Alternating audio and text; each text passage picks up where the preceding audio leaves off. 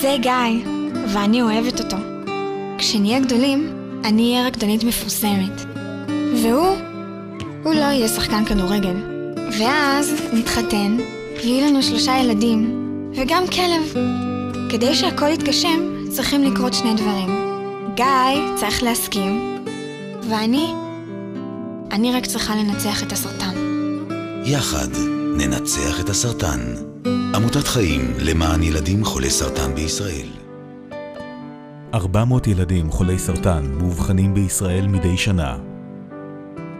לצד הטיפול המסור שמעניק להם הצוות הרפואי, פועלת עמותת חיים, אשר נלחמת איתם ועם משפחותיהם לאורך כל הדרך. ילד שנלקח מחייו הנורמליים, חייו השתנו בבת אחת, הוא צריך לקבל טיפולים כימותרפיים, יש לו תופעות לוואי קשות, נשירת שיער, טיפולים קשים, היעדרות מבית ספר. אנחנו מנסים להכניס נקודות אור לדרך הקשה הזאת.